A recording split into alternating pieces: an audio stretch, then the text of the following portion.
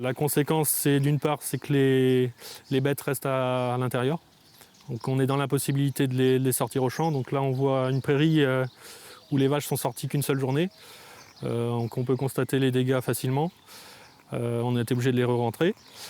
Donc ça, la conséquence, c'est plus de consommation de paille et d'aliments pour les animaux. Sachant que pour notre cas, pour les voisins c'est pareil, c'est qu'on n'a pas anticipé une telle année. Donc les stocks diminuent fortement et on va être dans l'obligation pour notre cas à nous, d'acheter de la paille, sachant qu'on était autonome en paille.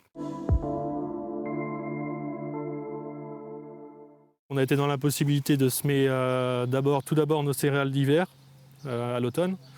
Nous, on a dû semer une trentaine de pourcents de la surface qu'on devait semer à l'origine. Sachant que l'état sanitaire des cultures semées à l'automne est très mauvais, entre les viroses et les maladies. Donc on ne pourra pas tabler sur une récolte entre guillemets normale sur le peu qui a été semé. Donc déjà, ça fait un gros impact. Ensuite, au printemps, on a espéré pouvoir semer des céréales de printemps de bonne heure. Donc encore à cause de la météo, c'était impossible. Et ce qui est dramatique, c'est qu'on se retrouve fin mai avec la même situation pour nos cultures d'été, à savoir le maïs, le tournesol ou les haricots pour chez nous aussi. Nous, en fait, à la coordination rurale, on va accompagner nos agriculteurs dans diverses solutions. Notamment par exemple pour la paille, où on va trouver de la paille pour nos adhérents de façon à ce qu'il n'ait pas l'énergie à dépenser pour trouver de la paille à l'autre bout de la France ou dans des régions voisines. Donc ça, on va les accompagner là-dessus.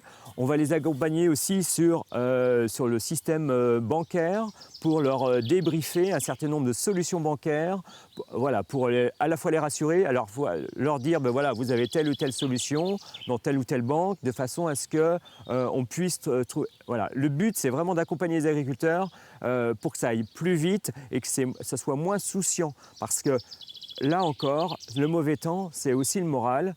Et le moral n'est pas bon, il est mauvais. Donc nous, à la coordination rurale, on s'est dit, mais il faut absolument faire des choses pour que nos agriculteurs, qu'il y ait un petit peu de beau temps, quoi, que ça se passe au mieux possible. On connaît les problèmes, on ne va pas les effacer. C'est juste, il faut les accompagner.